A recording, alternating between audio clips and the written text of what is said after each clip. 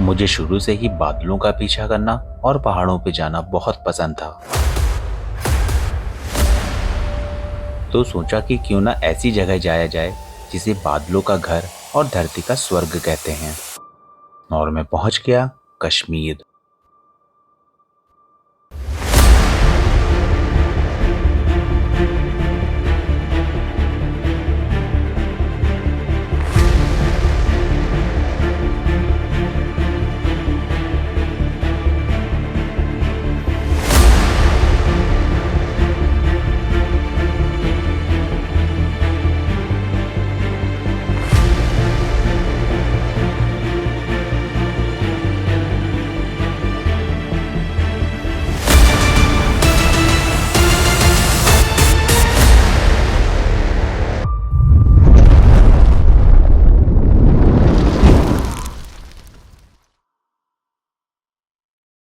यूं तो बर्फ की सफेद चादर ओढ़े हिमाचल और उत्तराखंड भी किसी जन्नत से कम नहीं लगते। सिक्किम की वो ऊंचाइयां भी दिल को जीत लेती हैं। मगर जो सुकून इन वादियों में है वो कहीं और कहाँ। कहते हैं कि पूरे एशिया की सबसे फ्रेश पाउडर स्नोफॉल हमें कश्मीर में ही मिलती है। तो इन गिरते हुए फाहों में खो जाने के लिए और इस मखमली एहसास को क्लोजली एक्सप्लोर करने के लिए आज मैं आ पहुंचा हूं जन्नत के इस कोने में जिसका नाम है गुलमर्ग।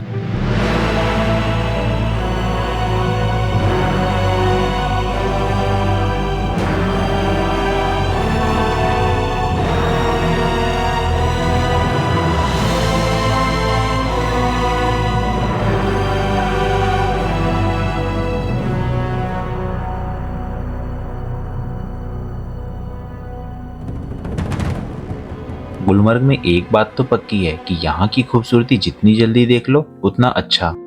लोकल्स से पता चला कि गोंडोला बोट करने के लिए अर्ली मॉर्निंग गुलमर्ग पहुंचना बेटर है, नहीं तो घंटों लाइन में इंतजार करना पड़ सकता है। तो सुबह उठ के बिना देर किए लगभग 7:30 बजे हम टंगमर्ग के लिए निकल पड़े। टंगमर्ग तक का हमारा लगभग 40 किलोमीटर का सफर होने वाला था तारिक जी के साथ, जिनसे बात करके हमें यहाँ के कुछ और भी सीक्रेट्स पता चले। जैसे अगर हम गोंडोला राइड नहीं करके एक हेलीकॉप्टर राइड लेना चाहते हैं तो उसकी बुकिंग कैसे कर सकते हैं, ये भी इन्होंने बताया। अगर आपके पास गंडोला राइड की टिकट होगी दोनों फेज की तो आप पूरे 2 फेज घूम सकते हैं ऊपर। अच्छा, अभी जैसे केबल कार, और वहाँ पे हेलीपैड भी है, हेलीकॉप्टर चलता है। वो जॉय राइड के लिए शायद 8500 लेता है, फर्स्ट फेज के लिए 11000 और सेकंड फेज के लिए शायद 15 या 16000 ऐसा ही कुछ। हाँ जी है।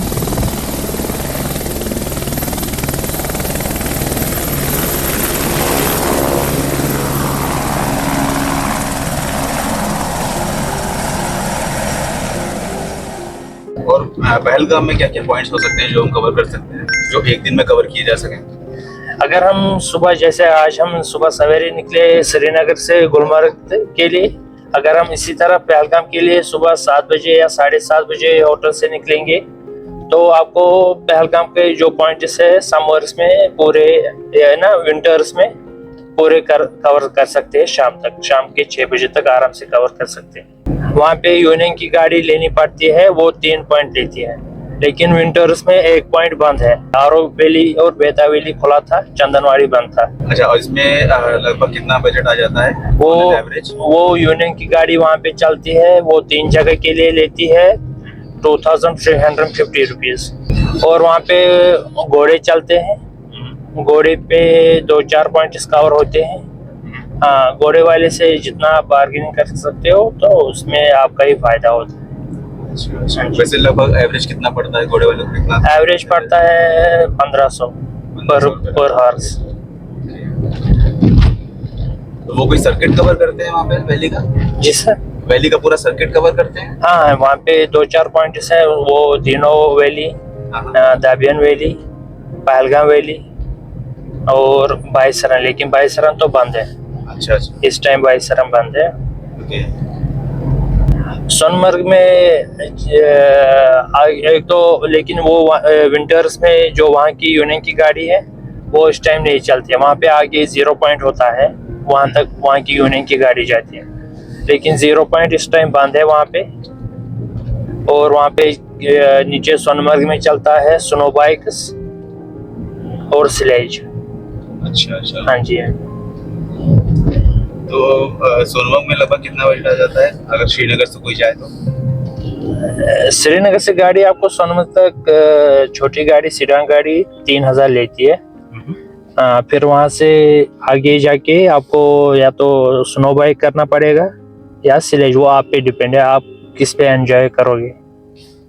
ओके तारिक भाई, thank you so much. Thank you sir. तो दोस्तों ये कुछ था कन्वर्सेशन तारिक भाई से। तो अभी मैं नंबर इनका डिस्क्रिप्शन में डाल दूंगा, तो और आप देख भी सकते हैं स्क्रीन पे। तो अगर आप आओ यहाँ पे तो आप इनको भी रेफर कर सकते हो। तो अभी तक जैसे मैं जा रहा हूँ बहुत ही सेफ राइड है, आप देख भी रहे होगे, मैंने कुछ क्लिप्स में आपको दिखाया होगा। तो आप चाहो तो आप प्रेफर कर सकते हो। Finally, we reached Rangmarg and first of all ordered our breakfast.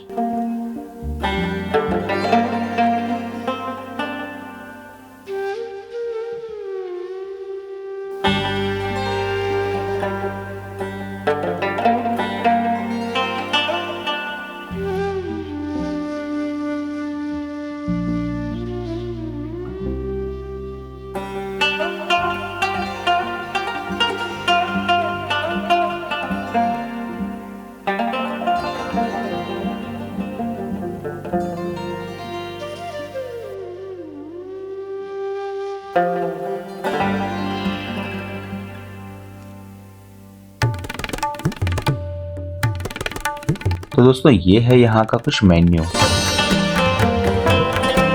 You can see कि लोकेशन के अकॉर्डिंग रेट्स काफ़ी रीजनेबल हैं।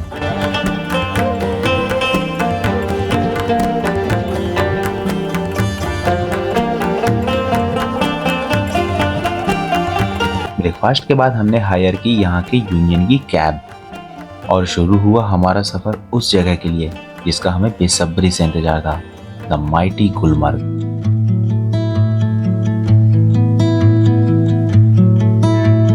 Godspeed, we travel with hope in our minds. Loose rain, the sky and the wind are only guide. Wild sea, we are all strangers to this land. And no map, no promise but the light ahead. Rolling into the great unknown. Every step leads away from home.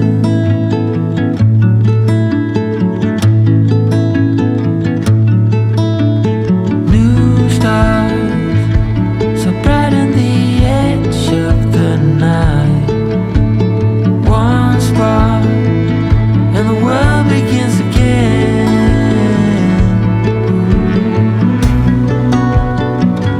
Rolling into the great unknown. Every step leads away from home. Rolling into the great unknown. Every step leads away from home.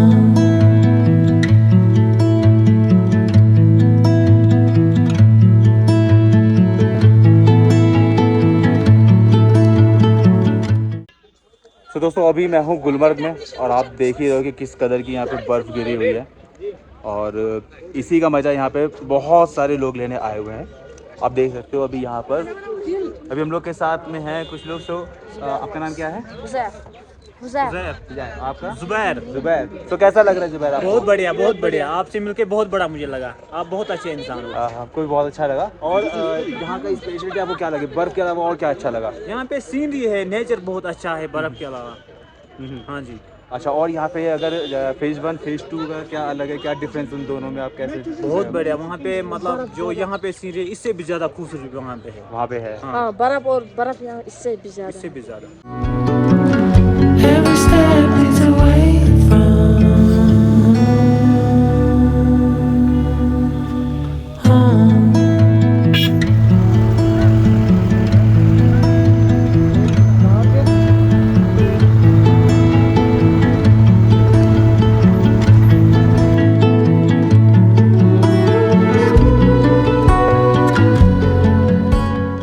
जैसे ही हम Gulmarg enter हुए, ऐसा लगा कि मैं किसी ice as में आ गया हूँ।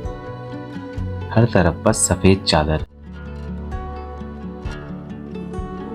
सबसे पहले हमने कुछ फोटोज क्लिक किए क्योंकि ये यादें दोबारा जल्दी नहीं मिलने वाली थी। But my real target was different. Every step leads away from home.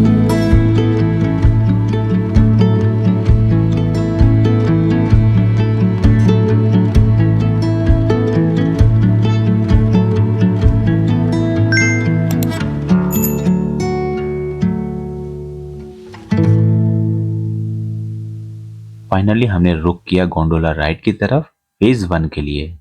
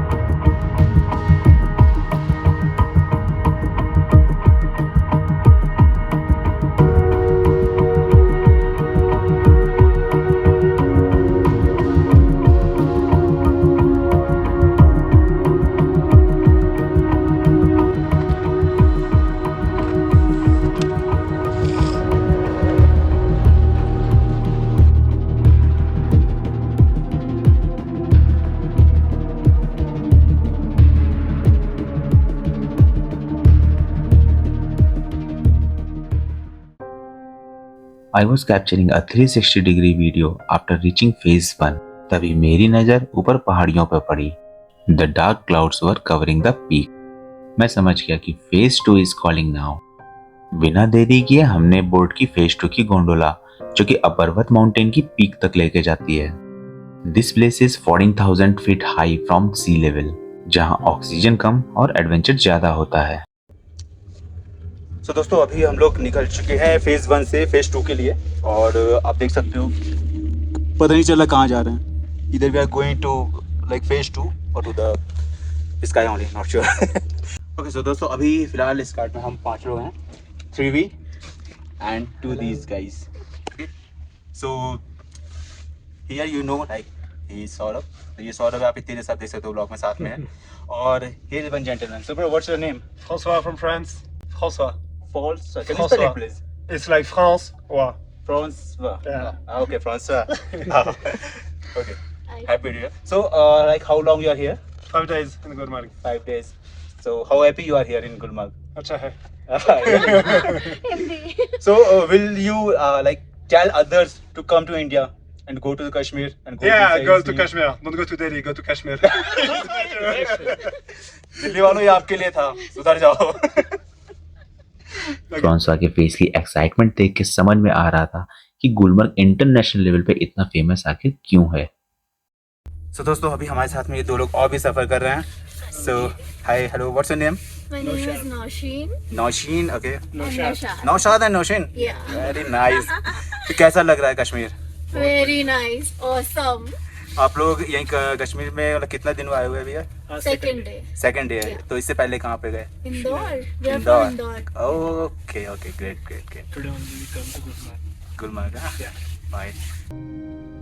धीरे धीरे हमारी गोंडोला ऊपर जा रही थी और केबिन की एक छोटी सी खिड़की से स्नोफ्लेक्स अंदर आने लगे। दोस्तों, वो एक ऐसा मोमेंट था जिसे मैं शब्दों में बयान ही नहीं कर सकता। First time I was experiencing those snowflakes in my life. दिल ने कहा बस इसी के लिए तो यहाँ आए थे। जो चाहा था वो मिल रहा था और उससे भी कहीं ज्यादा हमें मिलने वाला था। फेज 2 का दरवाजा खुला और सामने जो नजारा था वो अलग नहीं, वो जन्नत था। हर तरफ सिर्फ बर्फ ही बर्फ। फुटेजेस के लिए मैंने अपना ट्राइपॉड सेट किया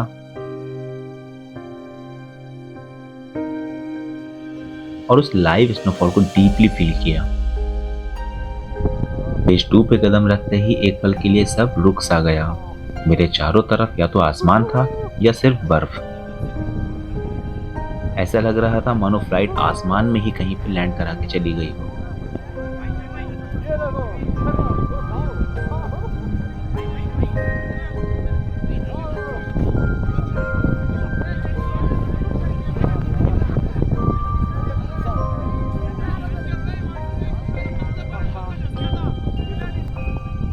लेकिन मजा थोड़ा चैलेंज में बदल गया। स्नोफॉल इतनी तेज हो गई कि आर्मी ने सेफ्टी की वजह से हमें आगे जाने से रोक दिया।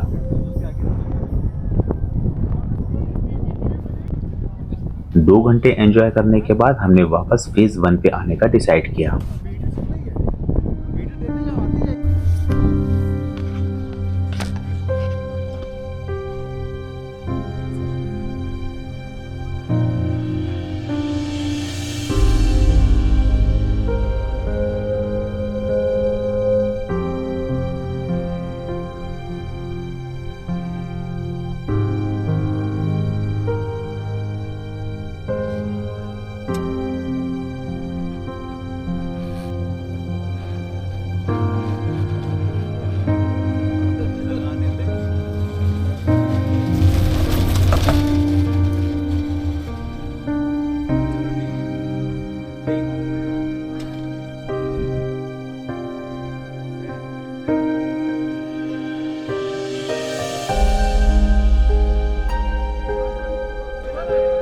दोस्तों फेज 1 पर गोंडोला ही नहीं बल्कि चेयर लिफ्ट भी है, specially for skiers.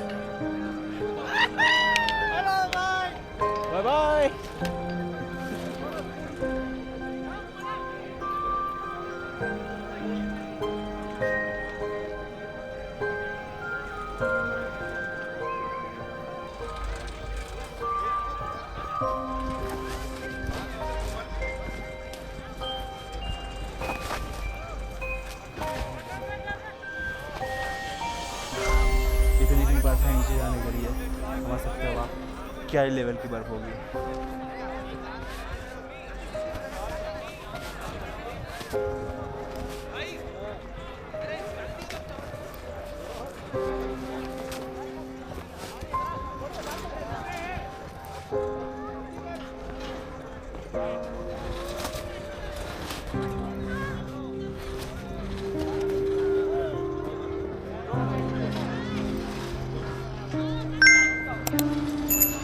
In beautiful views और अनफॉरगेटेबल स्नोफॉल की यादें लेकर हमने अपने ड्राइवर को कॉल किया। श्रीनगर वापस लौटते वक्त मेरे दिमाग में सिर्फ एक ही बात थी, गुलमर्ग ने मुझे वो सब दिया जो मैं यहाँ पे ढूंढने आया था। खामोशी, ठंड और वो सुकून जो बर्फ की इस चादर में मिलता है।